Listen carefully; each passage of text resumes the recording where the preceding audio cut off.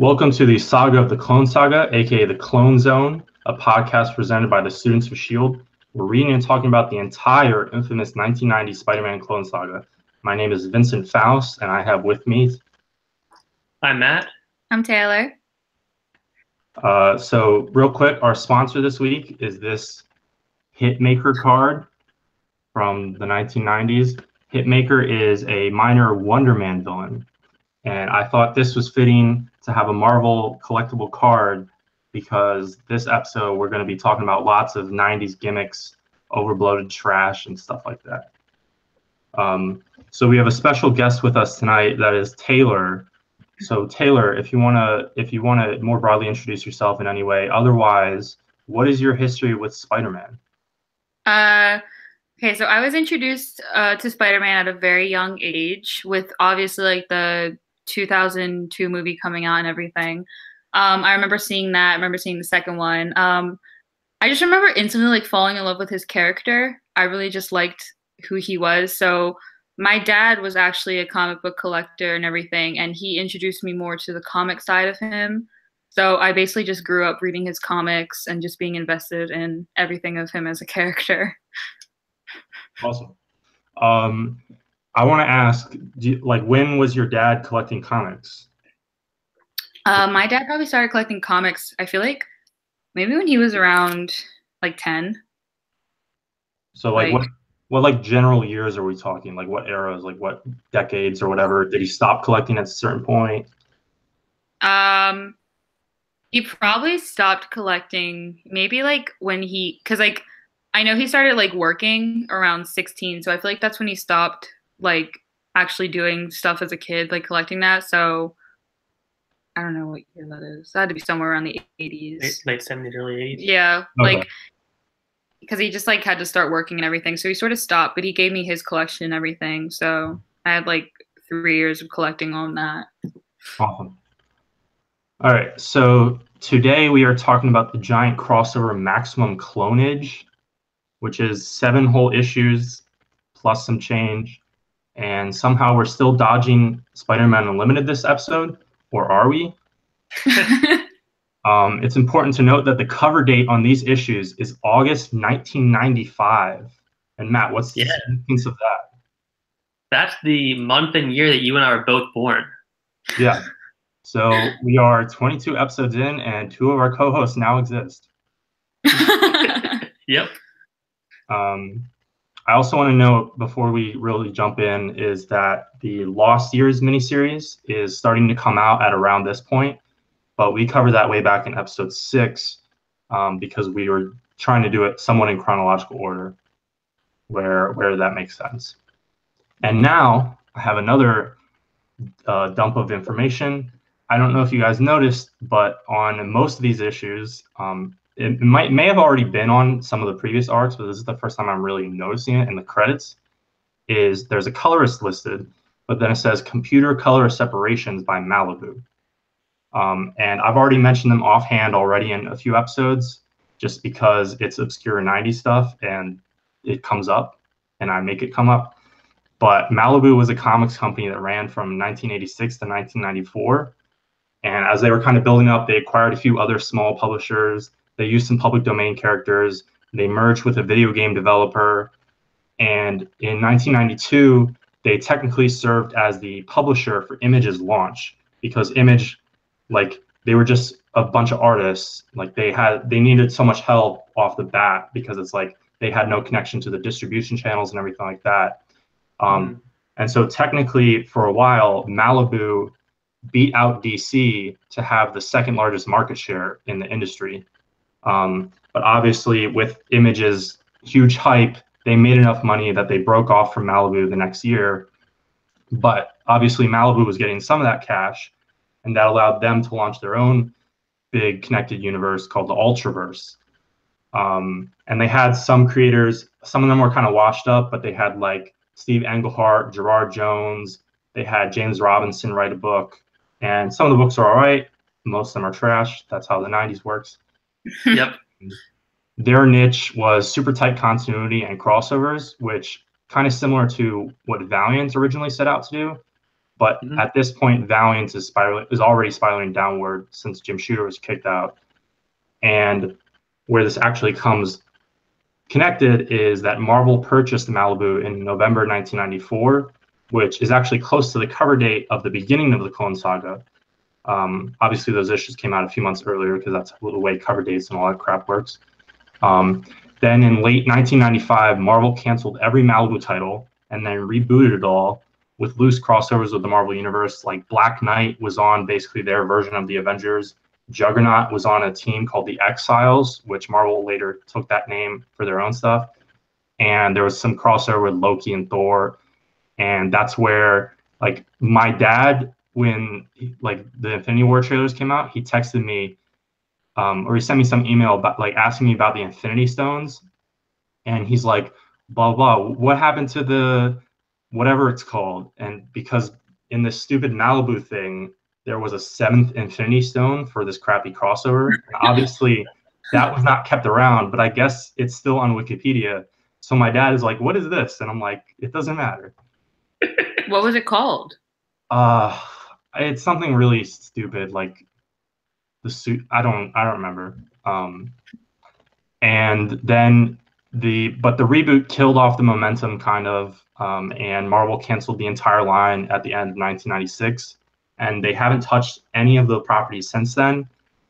And there are kind of contradicting rumors and statements from Marvel execs and from like people involved at the time about why that is. Like it could be a creator contracts, like especially this is the beginning of the independent era. So like maybe they don't want to bring it back because if they do, Steve Englehart, they're going to have to pay Steve Englehart a shitload of money, and Marvel doesn't like paying people money. And some people think that Marvel just bought Malibu purely for their coloring technology, which I guess was something that the publishers were worried about in the early 90s as computers were and digital comics were rising. And some people think they literally just bought this giant publisher just so that DC wouldn't buy them. So it's like, we're not going to use them, but we don't want anyone else to use them, so we're just going to buy it and throw it in the trash. Is that a sound financial decision?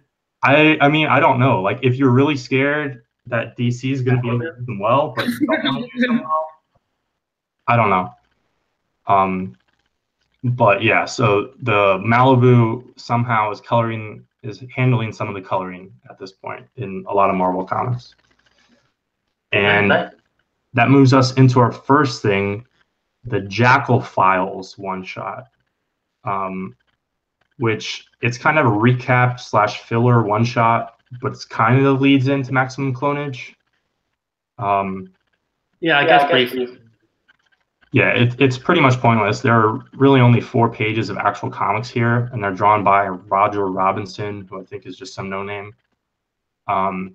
And then we have a bunch of profile pieces on characters and other stuff. And they're supposed to be written from the perspective of the Jackal. And not even just like, he's not even just like writing these for a journal. He's like narrating these so that he can then insert this knowledge into this mystery clone, which we've seen before. Like he's the one who went all giant and crazy that Matt was a fan of a few arcs ago. Yeah.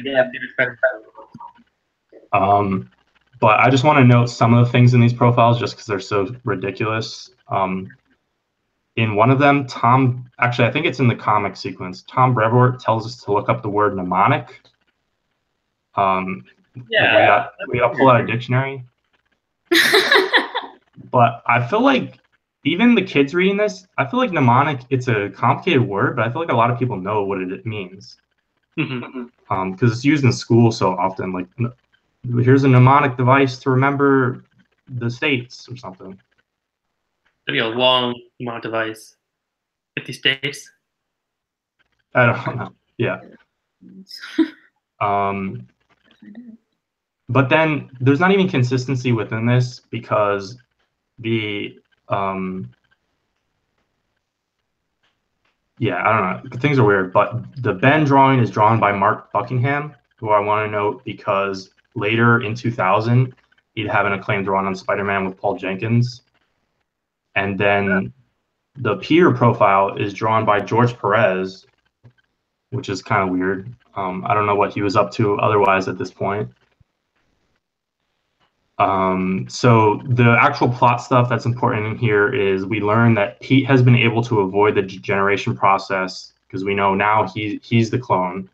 And so Jackal wants his blood to perfect the process and repopulate the world with clones while killing everyone else.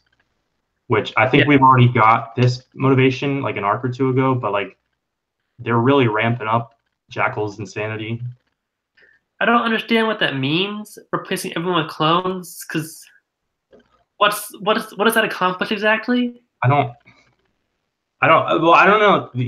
I think he just wants everyone to be clones, like not as important the fact that people are replaced. He just wants the world to be 100% clones. But why? I don't know. It also does like when you really think it out all the way, like can clones reproduce? Sure. But maybe not. But I guess he's going to keep up the cloning process. Like, what happens if they can reproduce? Is their child a clone? Is their child technically a clone? Like, do they have to kill that child? Jackal's weird worldview. Jackal mentions that his turn-ons include the lifeguards on Baywatch, and his turn-off is hair in the sink, which kind of weird because that's totally from him. It's his hair. I thought it would have been like hair in the shower. No, he's fine with hair in the shower. Just keep out the sink. Oh, okay. Also, there's a kind of hint in here for the profiles of Green Goblin where Jackal hints that he dug up the graves of Norman and Harry Osborn because he's 100% certain that they're not back. Like he's a bold certain. Scryer's profile is literally just the word enigmatic. Also, I mean, this comes up again, but like with all these clones, who do you call Peter, and who do you call some other dumb name? Because this mystery clone now totally knows that he's a clone, but Jackal's calling him Peter still, at least here. And then I guess the important part here, the truly important part, is that we see this mystery clone's new costume, but I don't think we see it fully on in Jackal Files. And then the Jackal names him Spider-Side. Yeah. Which is such a great name. It makes me laugh every time. And he's a mouth on his mask. Yeah, I don't know how that works either. Like I guess it's part of his body because he can shapeshift. Yeah. But I don't know if Spider-Side is worse or that Tom DeFalco wanted him named Freak Face. They wanted to keep that name? Yeah. No. I mean, I guess I understand it because his mouth is on his mask. He looks like a freak. Yeah, like I guess you would just be like Freak Face. Like and then better. I'm sorry. It's still bad. After the profiles, we get some pages detailing the costumes and gadgets of both Pete and Ben, which is always, I mean, it's just filler, but like it's cool to see that sometimes in the back of annuals and stuff like that. And I learned here, Matt, I don't know if you have contradicting info or how you feel about this. They mentioned that Spider-Man's mask connects to his like shirt part via Velcro, which I don't. Yeah, that's what it says. I don't think I had ever heard that before, and I also feel like that's not really necessary. Like, no, not at all. Like you can just have the mask have longer fabric, and then it tucks into the shirt. Like that's what I thought it was. But that was weird. And also, personally, I hate the sound of Velcro. Yeah, I don't know what it is. Like since I was a young child, like other kids with like Velcro shoes and stuff like that. Like when you unfasten it, that sound freaks me out so much. So you can't deal with that sound being associated with Spider-Man. Yeah, I would not be friends with Spider-Man. We couldn't be on the team. Now we move into our first actual part of the crossover, sort of. And this is Matt's first exposure to the New Warriors. Sure is. See episode 24 for a lot more coverage of the New Warriors. That's where we discuss kind of all the team members and stuff like that. which we recorded out of order, but that'll be up shortly. So Spider-Side, he's been tasked to go pick up stuff because at the end of the Jackal files, the Jackal kind of refers to it like he needs to have him go shopping. Right. But here he's invading gene tech, and specifically what he needs is ribonucleic nanocontagium, which Sure. is definitely made up. That And sounds sciencey. the first few pages, it kind Oh of my shows God. Spider-Side in darkness, like silhouette, and it looks kind of cool for a second. Not that first panel. Like I don't understand how his body does anything. Well, Like, yeah, his dumbass powers. Just I guess. but it looks really stupid. Like the split and the, oh my God. Like I just, wow. And Caps though. yeah. So he breaks in, he gets his stuff, he gets out, and then we flash forward to the next morning, and contractors are making repairs. One of them almost falls to his death, but Justice, the current leader of the New Warriors, saves him with his telekinesis. And then this asshole contractor tries to charge him more for the repairs after he just got his life saved. And Justice notes that they went with the lowest bidders for repairs, and they passed on damage control. Yeah. But What are they repairing? I just like the minor damage, I guess, of Spider-Side breaking in. Oh, okay. Uh, Why do the New Warriors need to fix that? this is like their base. Gene Tech? Yeah. It doesn't really make sense because I don't even know if this lines up with the stuff we read later, because I'm pretty sure this is like, I don't know, that like some of their former villains were like creations of Gene Tech, and then they escaped, and then the leader of the New Warriors got kicked off the New Warriors because he believes in excessive force, and now he leads their former villains, and now Gene Tech is like kind of not shady anymore. I mean, it doesn't matter, New Warrior stuff. Sure. But Rich Rider, Matt, you've read a bunch of the cosmic stuff from like the Abnet landing era, right? Yeah, I have. Yeah. So I don't know how much of the Nova stuff you read, but over here, Rich Rider at this point is powerless, and he's also missing his girlfriend named Maria, who's gotten like kidnapped. But he acts like a complete dick in this story. He's just angry all the time. Yeah, he beats up on Hindsight, who's like their like monitor duty groupie character. Yeah. And then we cut to Firestar and her friend, and we get a reference to a previous story where Firestar's friend got raped by a fraternity guy. And yeah, that just happened, I guess. A different story. Yeah, I mean, I believe it's referenced to like a annual previously within New Warriors, but like I question why they decided to do that plot in the first place. And like they don't even do much with it here. Firestar basically fucks with this like guy's food, and Jupiter questions whether her powers have side effects like cancer or sterility. And I'll refer to episode 24 again, but I'll let you guys in that yes, Firestar's powers do affect her and others, and she may be sterile. So at the end of the New Warrior stuff that we read in episode 24, she and Justice are going to try and rush and advance their relationship so that her eggs don't get fried from her microwave powers. Sure. Yeah, okay. That's a weird direction to take in Amazing Friend, but whatever. Yeah, it's really fucking weird. But then Speedball has a fun little sequence where he's out of laundry detergent, so he just uses his kinetic powers to shake all the dirt off of his clothes.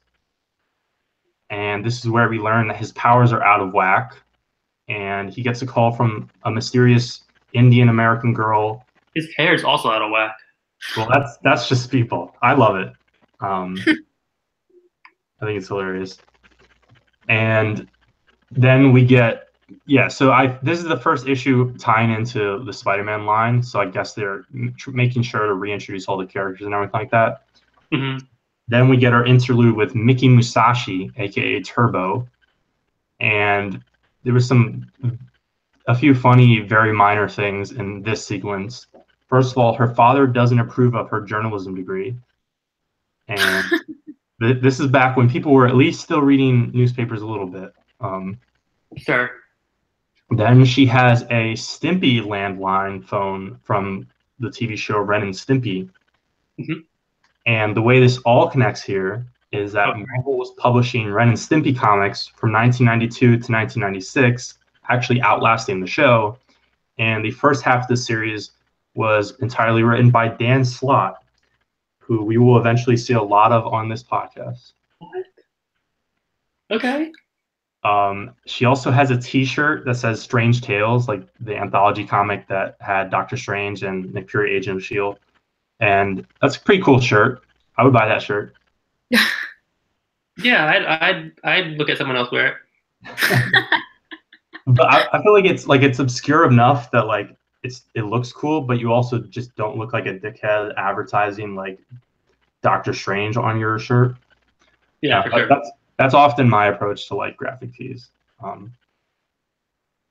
So yeah, Turbo's deal is that the guy that she is talking to found the costume and he like just shares it with her because they're friends, I guess. But he fucking sucks at controlling the costume, so she just uses it all the time. And even more connection with Turbo specifically is years later she quit the New Warriors and she was the founder of the teen heroes support group Excelsior, which shows up in Runaways. And Excelsior also includes Phil Urich, the Green Goblin, during the Clone Saga era. Yeah, that's right. And other members of Excelsior, I think some of these only joined in the Loners miniseries, which was just about them. I don't know that many of these were in Runaways. I don't remember. But Darkhawk was also in that, and Darkhawk has some relation to Spider-Man just through crossovers in the 90s. And Maddie Franklin, one of the Spider Women, was a member of Excelsior. And so the New Warriors finally all get together, and they recognize the webbing on the security cameras since most of them have run-ins with Spider-Man. Obviously, Speedball, Firestar, they all have somewhat loose connections to Spider-Man. And they come across a secret lab trying to track down Spider-Side, who they assume is possibly Spider-Man. And we get another appearance of the Jackal's weird genetic soup monsters, which I think the last time we saw them, they were terrorizing Flash Thompson's students. Yes, that's the last I recall. And it's kind of like, I mean, obviously there's going to be a lot of actual clone stuff coming up in this story, but like giant monsters, I feel like he would maybe use those, incorporate those, like have a different tier system, like have the clones control the monsters. Like, what if there was a spider clone riding one of these monsters? That could be kind of cool. That'll be cooler than anything else in this story. And then, I mean, basically, what the end of this New Warriors issue is Spider-Side gets away. Like, they run into him, I'm pretty sure, and then he gets away. But one last thing I want to mention about this New Warriors issue is Justice very clearly says "fuck it" when his girlfriend tries to help him. And we've been reading a ton of Spider-Man, and the Spider-Man books in this era, they don't have any cursing. I mean, obviously it's censored within New Warriors, but I just find it weird that the New Warriors has all this cursing. And like in episode 24, they curse all the time, and it's kind of weird, especially since it's still like a teen superhero book. But they're edgy teens, right? Yeah. Like Speedball. Yeah, Speedball. See, that's the thing. Speedball's not supposed to be edgy. Penance. Speedball should be like one of the most positive characters. Penance. Yeah, we don't stop. So then we move into the actual Spider-Man related stuff, and we have Maximum Clonage Alpha. Did you guys like that cover? Before I said I hadn't read any of the Clone Saga, But that was technically a lie because I own this issue. I bought it with you guys at some point, and I don't remember why.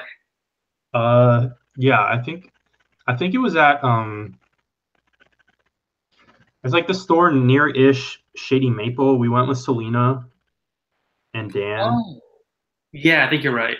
I'm pretty isn't it like isn't that Selena's LCS or something like that? Yes. Yeah, we went there and I'm pretty sure like we were just flipping through all the back issues because they had dollar bins or something. And I think we tracked down most of Maximum Clonage and I was like, Matt, you should get it. And maybe you just managed to walk away with only one of them. I only bought one issue, yeah. I almost bought all of it, but I didn't, which is probably good. Yeah. So this issue has a ridiculous chromium cover with a bunch of Spider-Man on it. And as most chromium covers, it doesn't show up well at all in scans. I want to note also that there is a variant of this issue, and the only difference is some of the bits on the cover are gold, or at least gold-ish, and they only made 2,000 copies of that variant. Oh boy, it's worth something today. I think it's worth like $10, which is kind of a lot for a single issue, but not remotely worth it. No. So this is Maximum Clonage Alpha, and the Alpha and Omega issues are a dumb marketing innovation used for crossovers. And like I kind of like you can almost barely make an excuse for it. Like the idea is that it gives you a broader scope on bookend issues. Like if you have a bunch of titles tying in, and all the titles have different casts and everything like that, you can use these two oversized ones to like wrap things up and include everyone from all the titles, sort of, but not really. It's totally for the money, and it makes less sense here since every book is about Spider-Man. Right. And it is about money because all the other issues in this story have a cover price of $1.50, and the Alpha and Omega issues are $5 in 1996. Yeah, that's like, like an $8 Amazing Spider-Man #1 today. Yeah, and they are double sized, but still double sized. They should be like $3, not $5. Mm-hmm.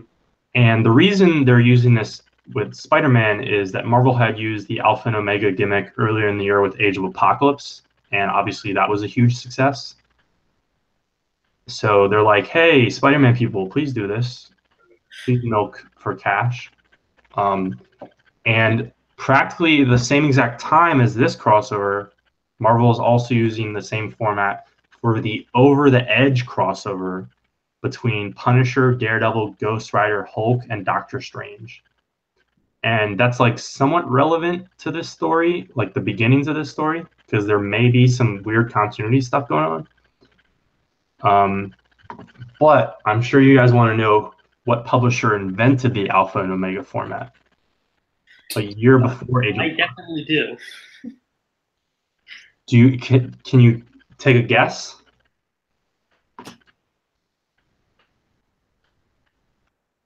Charlton. They don't really exist at this point. Yeah. The Alpha and Omega format was created by Valiant with their line Chaos Effect crossover. That makes a lot of sense.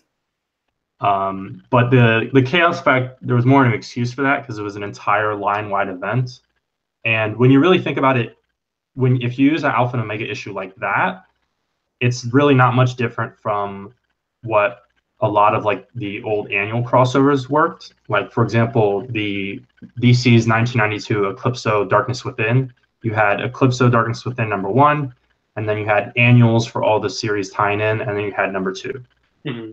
So the Alpha and Omega is pretty much literally just that. But when you only have like 4 issues involved, it's pretty pointless. Obviously, the title for Maximum Clonage is a callback to Maximum Carnage. And Matt, which one do you think is more bloated and ridiculous? I mean, Carnage got to be more bloated. That's 12 issues. That's twice as long as this, and it has just as much story, meaning none. Yeah. So yeah, probably. But that being said, I think I'd rather read Maximum Carnage. Yeah, I mean, sit through all 12 issues of that than hardly any of this. Yeah, so this Alpha issue Plot by DeFalco, script by DeZago, art by Ron Lim, and inks by Al Milgrom. So right off the bat, Spider-Side, he got his materials and he releases the carrion virus in Springville, Pennsylvania. And it results in the pretty immediate death of over 2,000 people. Yeah.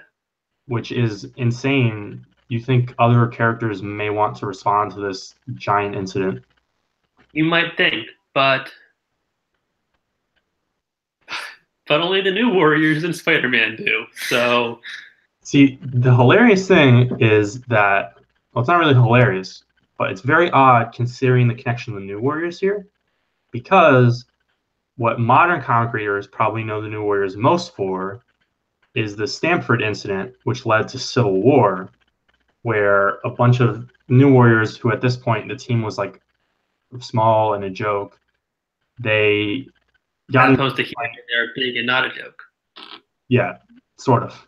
They got into a fight with Nitro, who exploded himself in the middle of a school, and 600 people died in Stamford. Way less than the 2,000 here. And like, you can totally make an argument that the New Warriors were more at fault there. Like, the heroes had more involvement in that. But it was still, I mean, it's still the villain who exploded himself. But the comparison is kind of interesting because, like, I guess the government decided not to pass a registration act after 2,000 people died here. No. And we learned that clones are immune to the virus, which is how Spider-Side and Jackal can just sit there. Fine. Yeah. Yeah. But then that brings the question, why is this homeless man still alive? And this is great because homeless people have been an ongoing presence in the Clone Saga for some reason. Yeah. And then, did you like this splash page of Pete crouching between some gargoyles? Okay, honestly, I was waiting for you to bring that up because that is like my favorite panel. Like, I don't know why, but I just love it so much. It honestly gets me every time. I love it so much. It's just like, oh my God, it's beautiful. Like, I want that photo like forever. Yeah, he did a great Batman impression. Yeah. Yeah. It's so edgy, but like it works. It's also in the rain. It's not quite some Romita Jr. rain, but it's cold. nice. I love it so much. Like, he's just like, his hands are like the same and everything. It's beautiful. Oh my God, I love it. I love it so much. But then we go right back into the trash because we get 5 pages of flashbacks catching everyone up through the entire Clone Saga through Pete's perspective. Yeah, it's insane. Which is a complete chore for us, but I guess maybe it's a solid jumping on point. Sure, maximum clonage is definitely a solid jumping on point. And of course, no mention of Planet of the Symbiotes in this entire recap. Yeah, honestly, that story just never happened. Yeah, I don't understand it at all. And so then Ben is looking for Peter, and he destroys, I think he destroys a wall or something, but I'm pretty sure it's clear that it's not a chimney, which was very unfortunate. Yeah, it looks, at first I thought it was a chimney, but it looks like a wall. So I am disappointed. Then we learn that Mary Jane has been trying to research cloning, and I counted them, and she's been reading through 9 books all about cloning. And so she's really committed here. I mean, makes sense. There are things in the balance. Yeah, I mean, I guess it makes sense if she's looking into cloning.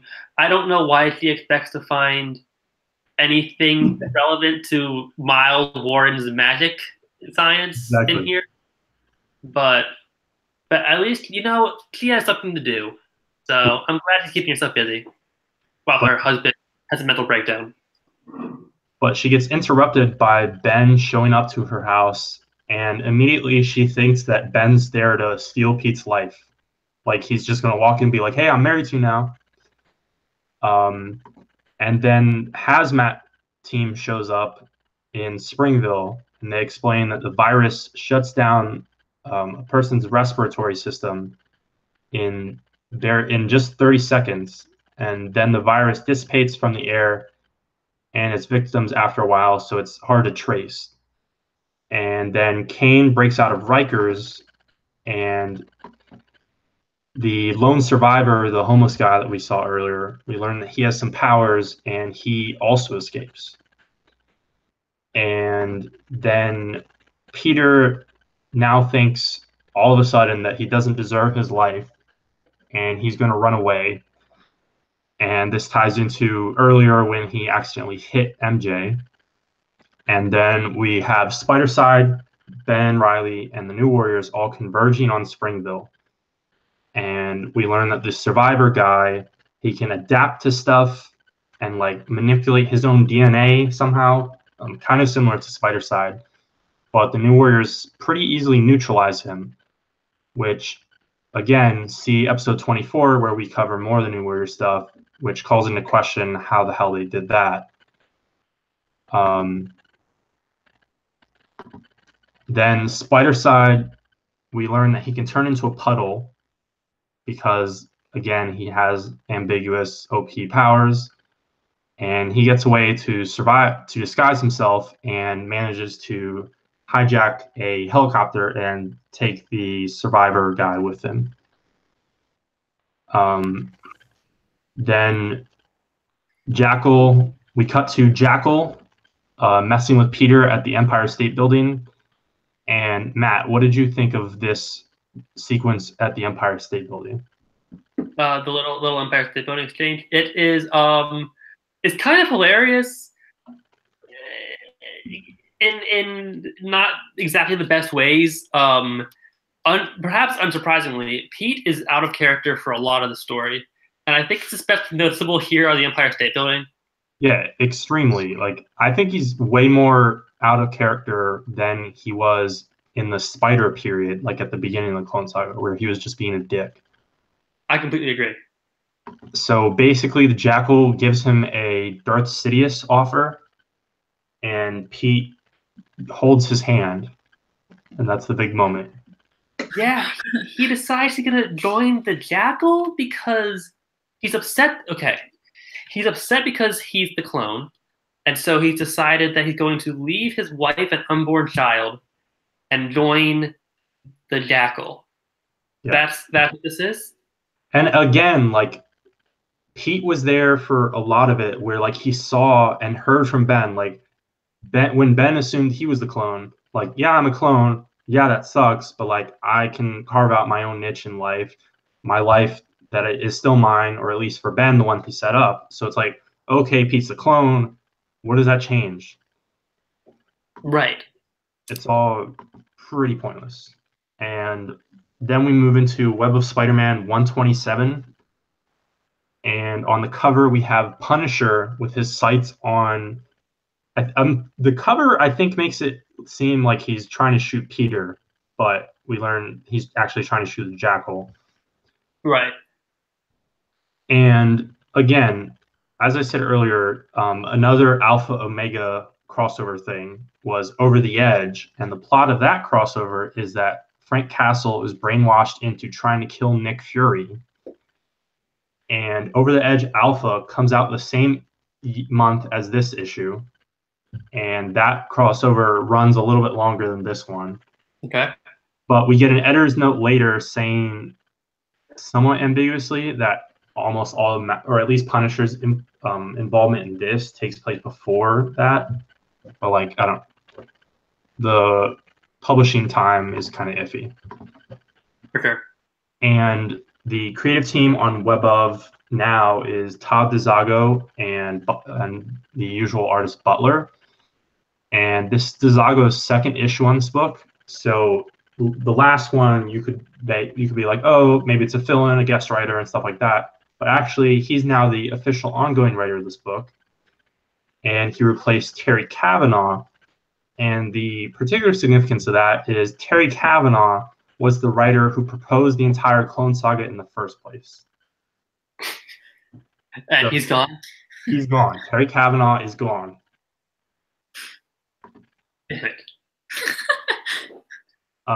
And so the Punisher is trying to snipe the Jackal, and it was so close to the opportunity, but also I didn't want them to draw it out longer. What if this had been web of 129 instead of 127? Because both the Punisher and the Jackal first appeared in Amazing Spider-Man 129. Right. That might have been kind of cool, I guess, a little bit. I don't know, the Punisher's involvement in this story feels entirely superfluous to me, and I don't know if it was intentionally supposed to be a reference to 129, or if the Punisher's just popular and so they brought him back for this stupid story. I don't know which, but yeah, I don't know. Probably both, because I don't know. It's hard to think because they focus a lot on him trying to snipe from far away, and specifically the Jackal. So it's they had to have definitely considered that. Yeah. In this issue, MJ and Aunt Anna have a totally meaningless conversation in Aunt May's house.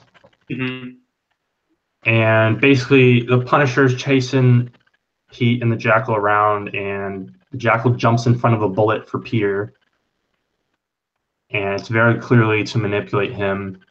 And I don't know if you guys noticed, there's one panel, it's a large panel too, I don't think it's a splash page, where Pete's jumping or something, and I don't know why his ass is super, super shapely. Yeah. Yep. It really stood out to me. I'm I don't know why this artist focused so much on his ass. He's gotta have those good spider buns. I mean, I appreciate it. Yeah. Gives me something to look at in these stories. I always look at the thighs. Do you appreciate these thighs? These thighs cut out for you? Yeah, very nice. Yeah, they're really big for no reason. So Pete knocks out the Punisher, and then he runs away with the Jackal. And then the Punisher wakes up very quickly and then gets away from the cops. And then earlier, Ben Reilly smashed something, but Kane smashes the chimney. Yes.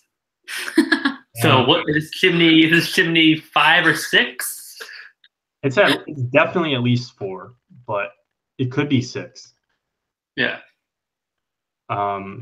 Which is very exciting.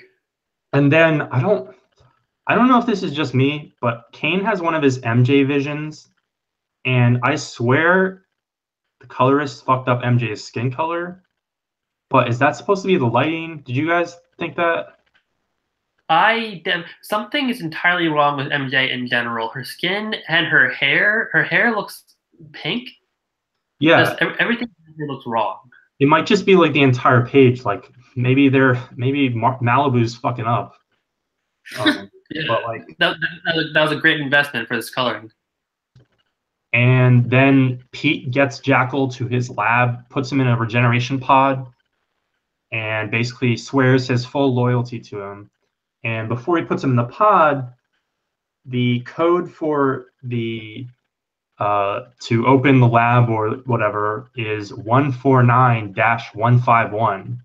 And I was like, why is this important? Why do we have to spend 3 panels on this? And then, oh, those were the issues of the original Clone Saga. God damn it. Yep. What a clever callback. And then the Punisher just hops out of the story where he threatens to electrocute a SWAT team that's chasing him down into the sewers. And then he's gone. Then he leaves. He just walks away. Yeah, so it had to have been a reference because he's literally just in that one issue. And I mean, he moves the plot along technically, but he doesn't really do anything. No. Now we move into Amazing Spider-Man 404. And this cover has Ben and Pete fighting again, which we haven't seen that in a while on a cover. No, I guess it's been a minute. Oh, I mean, I didn't really want to see it again, but I guess we have to deal with that. So DeMatteis, he's on the plot here, and Todd DeZago is scripting it. Mm-hmm. I guess makes Zago, like, I think he wrote like half of this entire story.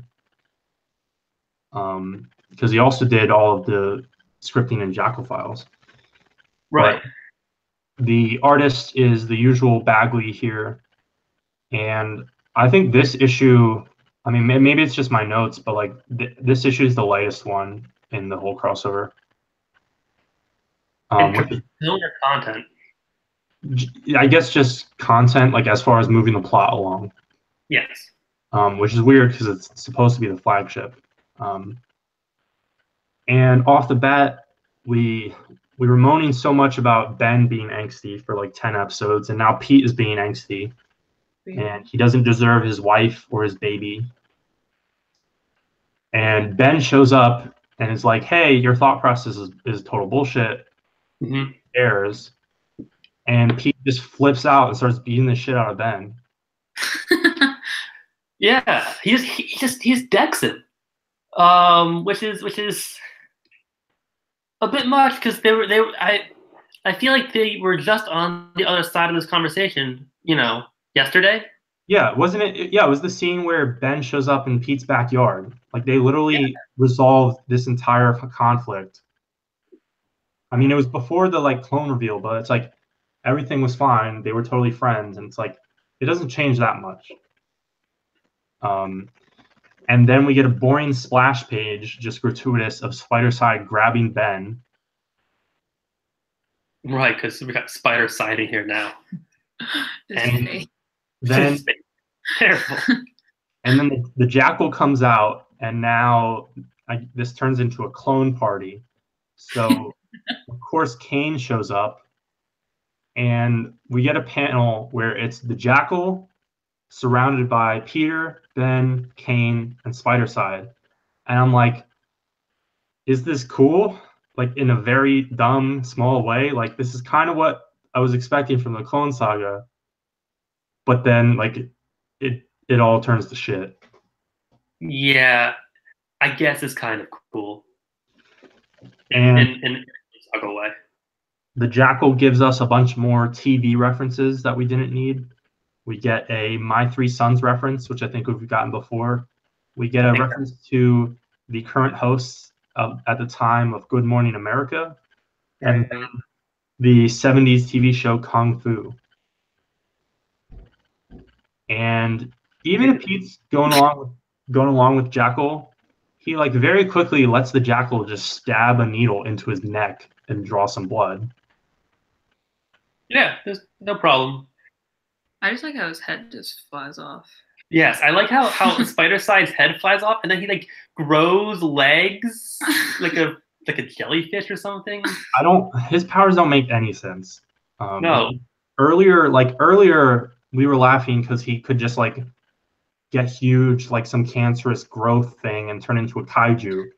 But now he's like Mr. Fantastic times 10. He can turn into water. He can turn into like glass or something. He can regenerate from a skull. It doesn't make any sense. He makes no sense, and he's also definitely.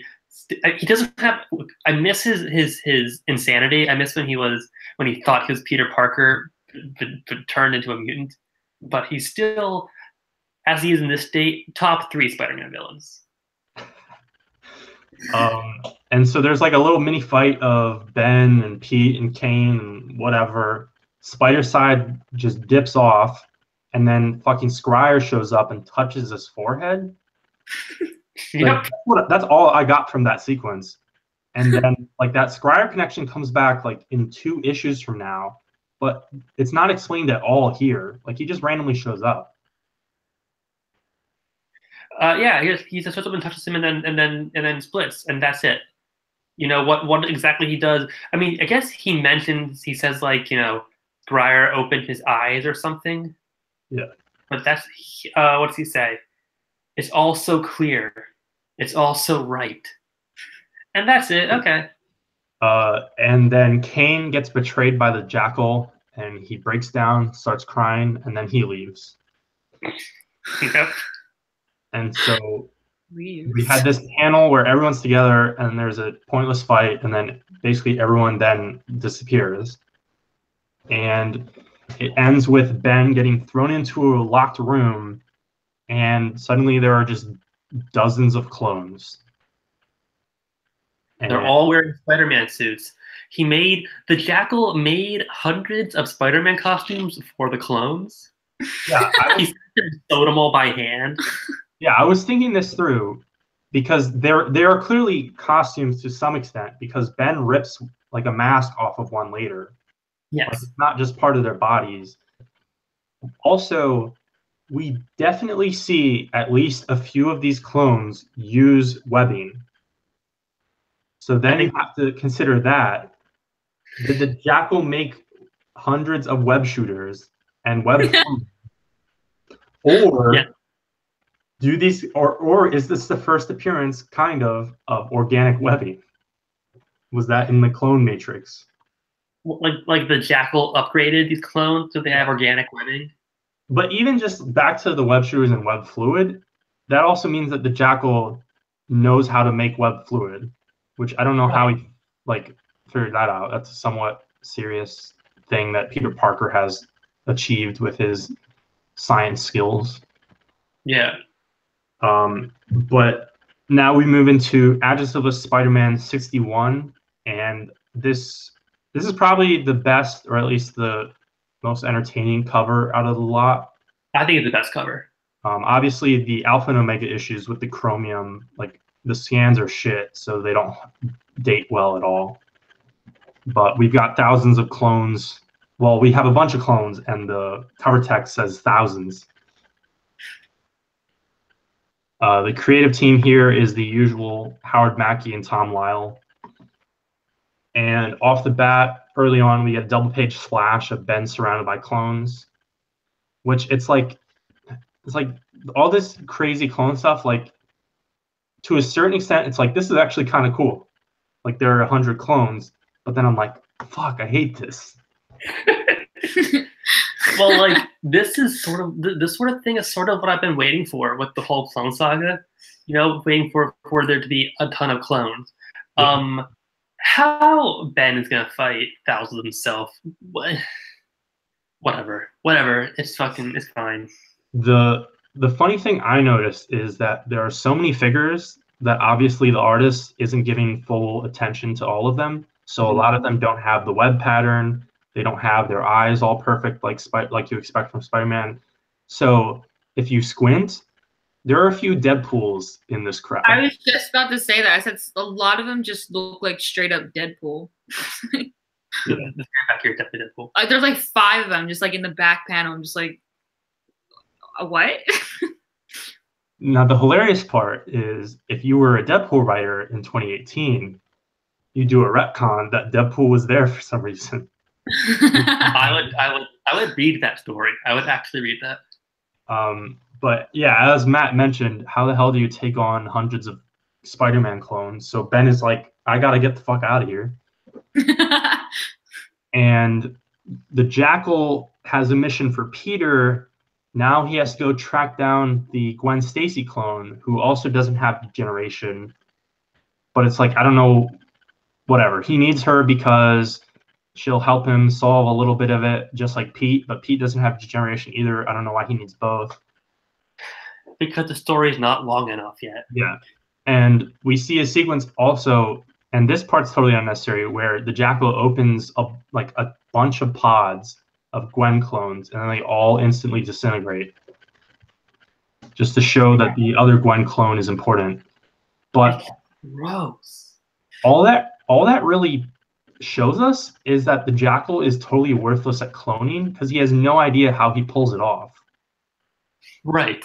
He has these 2 clones that are Pete and Gwen, who are perfect, and then all these others are total trash, which he makes after them.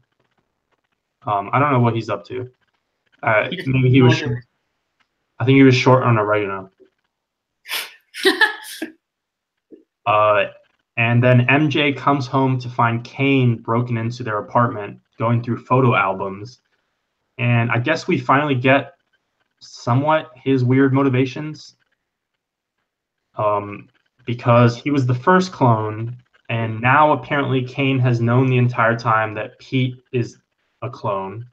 which I feel like wasn't very clear earlier. And so since Pete is the perfect clone and he's the shitty clone, he wants Pete's life to be good because he can't have that perfect life as a clone.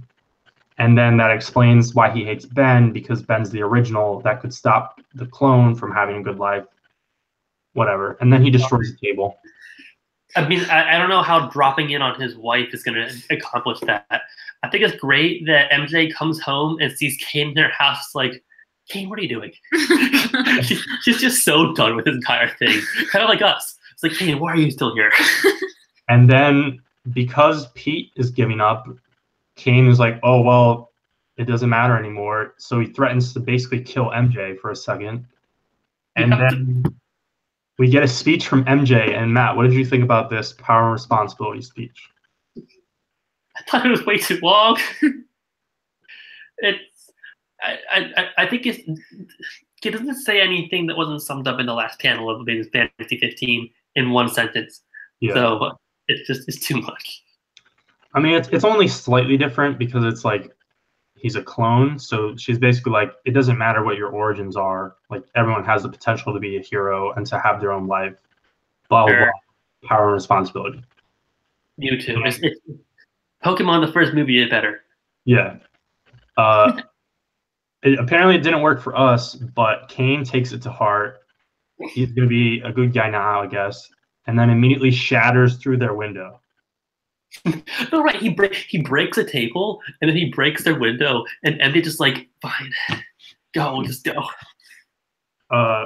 Yeah, I feel like the Pete and MJ, they're spending a lot more on glass during this Clone Saga than they ever had to before.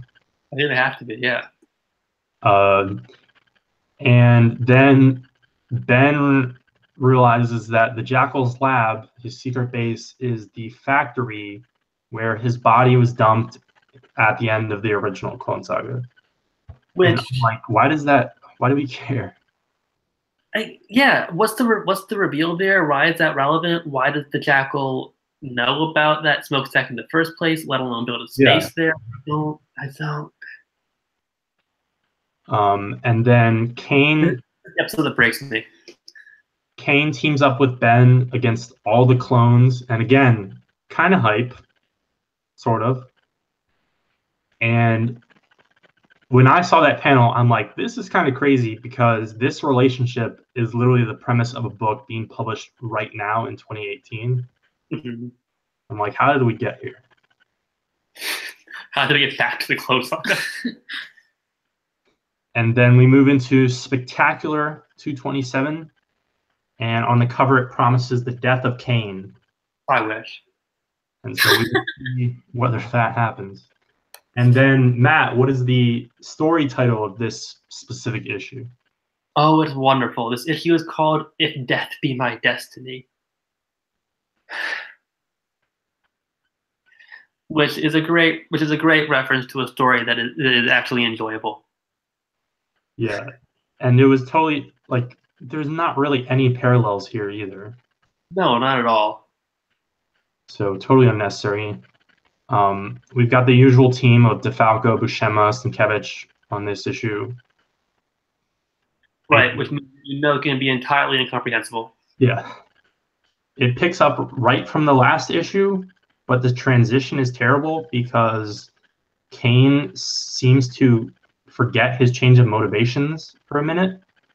Yep. And Ben just gives some recap exposition, and then everything's fixed. And then we get a page of MJ's cursive captions dumping even more recap exposition. Does it? I don't know. I didn't bother reading it. I'm not reading this cursive anymore.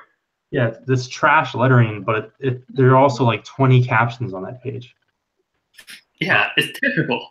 I've been complaining about DeMatteis's scripting in a lot of these crossovers, but I don't know if it was just specifically this issue, but I feel like DeFalco is really like making a run for it on who can write issues that are more of a slog to get through. Sure seems like it.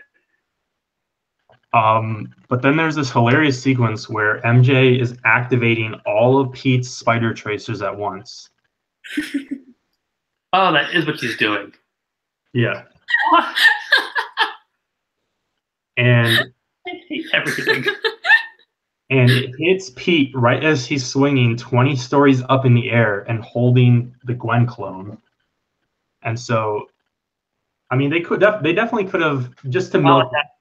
He freaks out. Just to milk it, they could have had her drop her and then have to hit her with the web and catch her because it's Gwen. But they didn't pull that. Terrible. No. He kills this one too. No. And Gwen tells him, this Gwen is like, yeah, we should go see your wife. Okay. And so then we get back to the Jackal with all of the other spider characters mostly off the board doing stuff. The Jackal is alone with the homeless survivor guy and kind of accidentally gives him the code name Helix, which this character does become a member of the New Warriors. And see episode 24 for that. Wait, what? Yeah. Not only that, this character also... Back on Springville, Pennsylvania becomes an actual character in an actual book. Yes. And also... Stupid. Also, he doesn't speak English. He only speaks Spanish. Okay. Which, representation. I mean, it's slightly cool, but also in a team book, and even just like being on a team, I think there's one character, I think it's Turbo, that like has like an elementary understanding of Spanish because she takes it in college. So she's the only one that can communicate with him. Oh, he's like Newt or Chewbacca. He's on the team. That's what he's saying. It's me. Really me. That's me. Yeah, and so then we learn that all of these excess clones, I believe Kane or Ben described them as being not fully baked, which again, I assume that means that the Jackal missed oregano. It has to be the oregano, yeah. So they decompose after expelling too much energy, and they don't seem to be able to talk, which basically just gives Kane an excuse to murder them. Basically. And Ben spends way too much time across, especially this issue, complaining about Kane killing them. Yeah. And then we cut back to the Parker household, and Pete and Gwen show up through the skylight, which I guess is broken. I forget the exact details of that skylight, which people are constantly coming through. And this moment between MJ and Gwen is so fucking weird and awkward. I was really uncomfortable reading this page. There's one panel where it definitely looks like they're going to kiss. Yeah, their noses are like practically touching. Yes. And then the next page, MJ is like caressing Gwen's face. And she seems totally fine that this Gwen clone is showing up with her husband at her house. Yep. And she's like, oh, wow, we used to be best friends, but you've been dead. Well, and like the last time she saw her husband, he hit her and ran away. Yeah, and now he's coming back with this clone woman. Yep. But the clone of his dead girlfriend. And I'm just like, oh, this is fine. This is fine. And then the New Warriors finally converge back into this story, for better or worse. And they realize that Helix was hijacked, and so they're going to track him down. And Sienkiewicz drawing the New Warriors might be the most awful I've seen his art on this book. I think it has to be. Turbo looks... Well, bad. Justice looks like a 50-year-old man. And he draws Speedball like he's like a hippie from the 70s instead of like this weird 90s kid with huge hair. And it's supposed to be this teen book, and so it's like, why is Sienkiewicz drawing them? It's so weird. There's a lot of pointy boobs. Yep, that's the 90s. Yeah, Gwen's top is ridiculous. He has so much cleavage. And That was I don't know if that may have been a Jackal thing because Glenn's size was definitely not like that in the 70s. No, I think he's definitely just the Jack was a pervert. Yeah. So Spider side, we referenced this earlier. Now apparently he's working with Scryer for Fine. and he betrays the Jackal. And also off panel somehow, maybe when he touched his forehead, Scryer magically cured his degeneration. When the Jackal doesn't even know how to do that, which again, it just shows that the Jackal is totally useless at his like core thing. He's entirely incompetent. And then Kane, who got betrayed by the Jackal earlier, jumps in and stops Spider-Side from killing the Jackal. And we get an entire page of like 15 captions of Kane going through his nonsensical motives and how they're changing. And right in the middle of this, he gets another vision of MJ. And I think we've actually seen like more and more of this vision as the arcs go along. But now we see that it's pretty clear that her killer looks like Peter Parker. But when there are 10 characters that look like Peter Parker in this fucking story, that can mean literally anything. Yes. It could be Kane himself.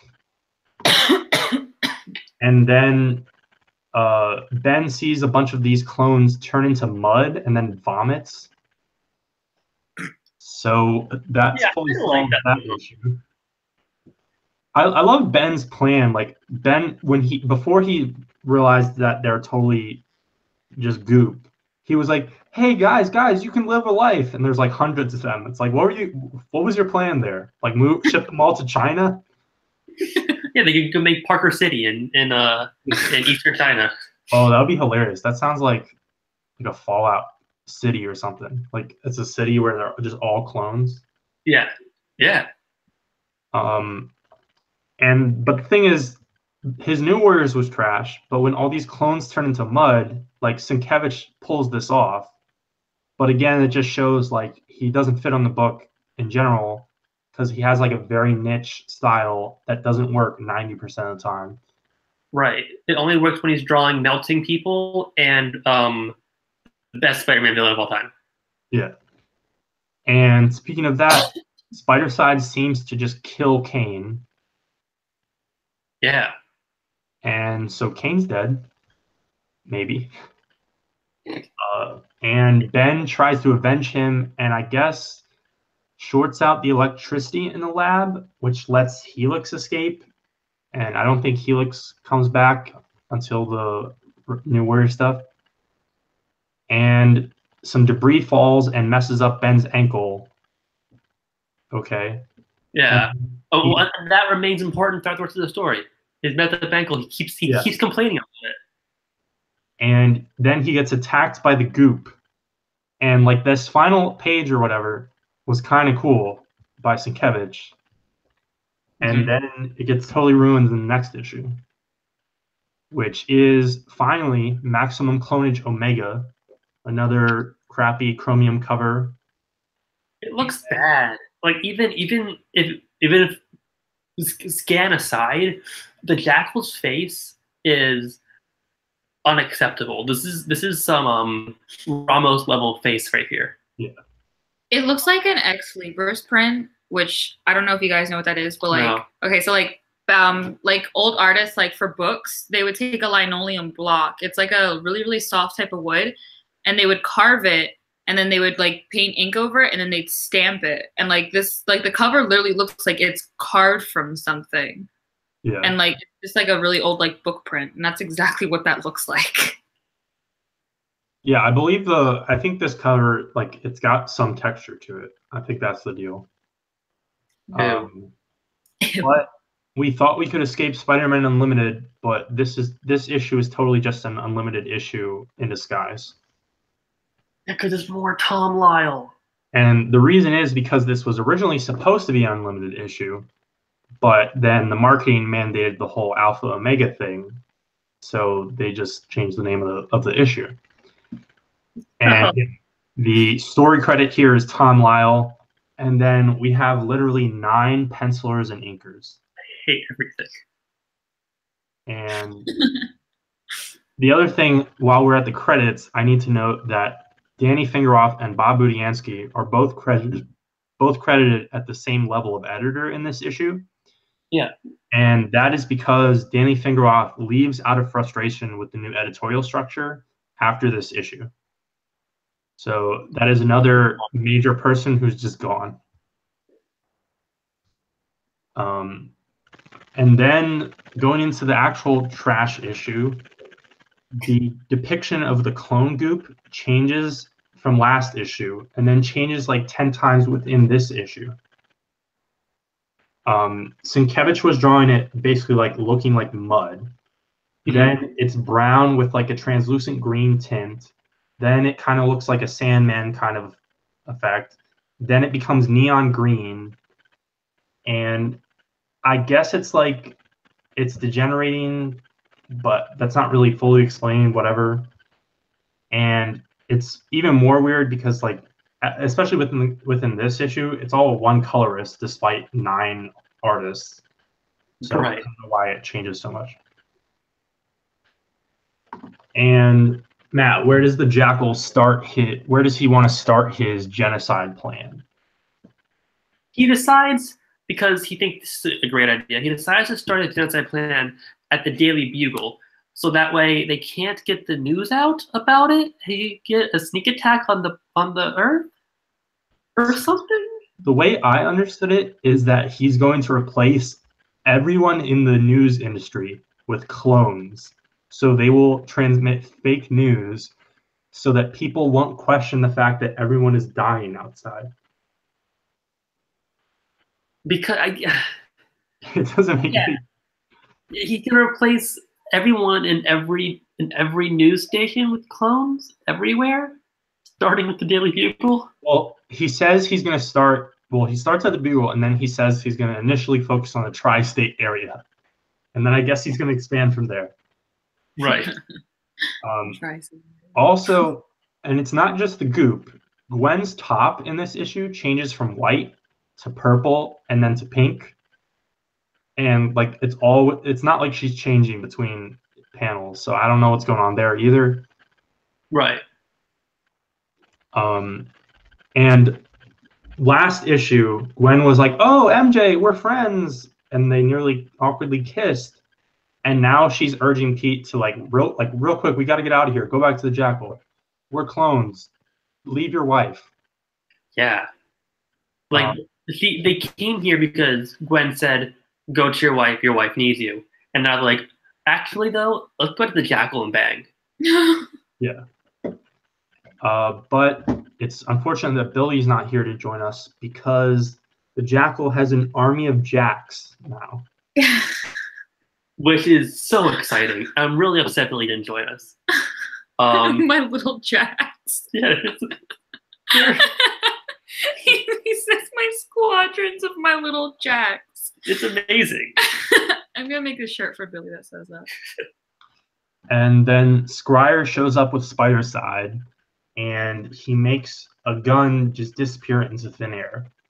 So I guess he has totally bullshit powers just like his friend Judas Traveler. I hate Scryer. Scryer's almost worse than Judas Traveler, because at least Traveler has a pretend motivation. What is Scryer doing? I don't know. Especially when we finally actually get revealed what Scryer is, quote unquote, all of this just makes it even less sense. He's not just, he's something else? I don't think I knew that. Scryer is plural. I'll say that. That's all I'll say. Okay. Yeah. All right. Fine. Okay. We'll get to that. But yeah, Scryer shows up and then he never shows up again. Like he's in like 2 panels this entire issue. And then Ben, Spider-Side, and the Jackal, they have a long fight.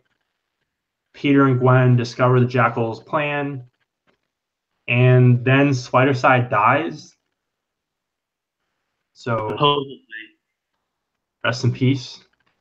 But actually, though, I'm joking about how much I like Spider-Side, but the way he gets his claws and some of the stuff that he actually does, it looks kind of cool.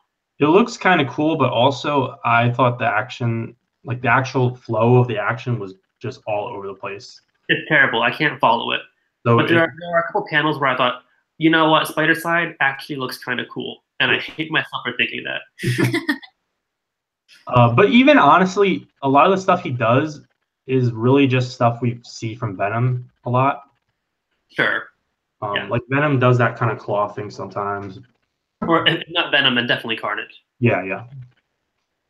And then there's this like plot of Ben running out of web fluid, and then MJ is like, I'm not going to be the bystander.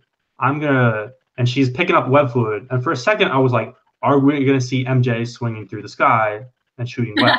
Because that would be lit. It would be. But she's like, I hate her hair. I guess she's just going to bring the fluid to Ben. But then we learn, oh, Ben's not out. He still has a bunch of impact webbing. And then MJ finally shows up like at the very, very end when it's not really that useful. Yep. And then Pete finally arrives with fake Gwen, and he and Ben neutralize the Jackal for like a second. And then there have been so many dumb plans that we've discussed, but this bomb disarmament plan might be one of the dumbest ones. So the plan is that Pete is going to handle the bomb because it won't affect him as a clone, but that implies that it's going to blow up, which would be a failure, obviously, and everyone would die anyway.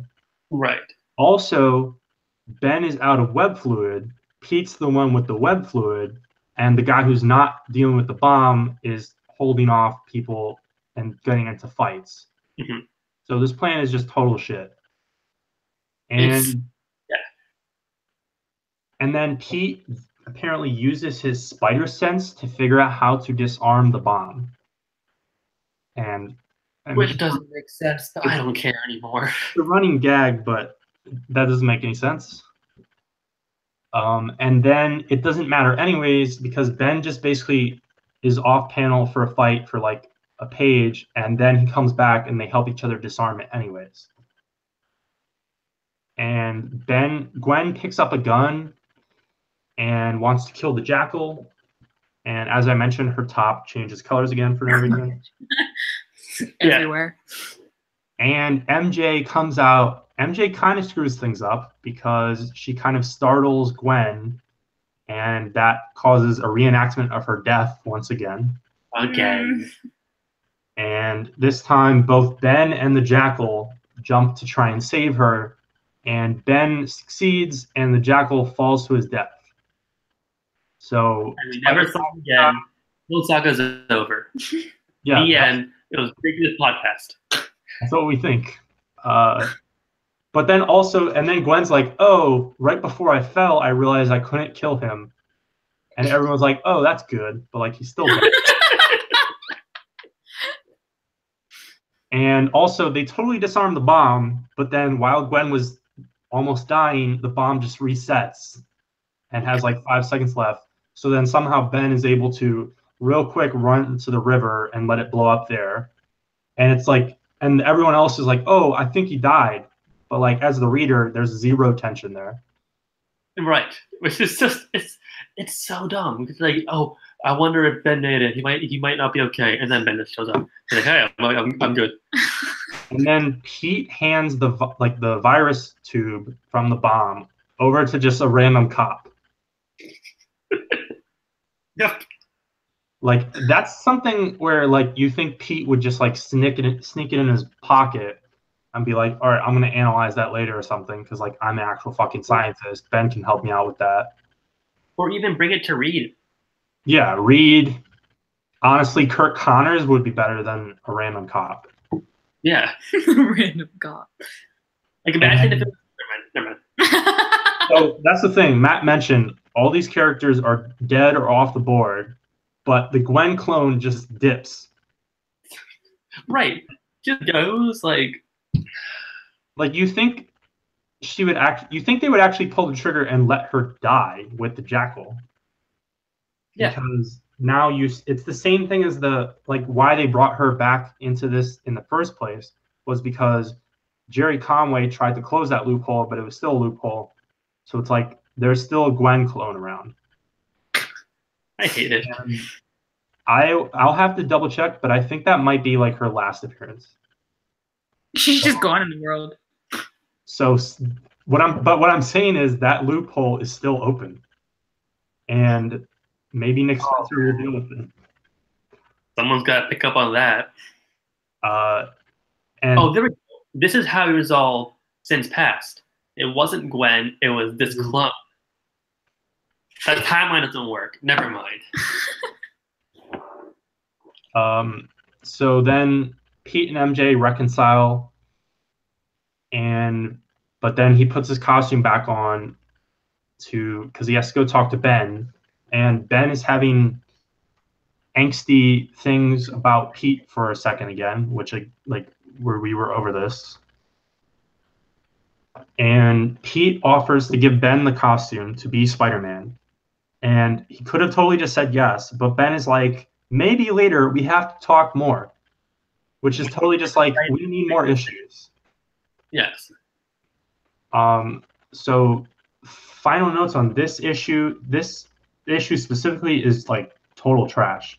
I think this is up there. It's not quite as bad as one of those Unlimited issues. I think the 9/11, well, not 9/11 issue, but the World Trade Center issue. The 9/11 issue.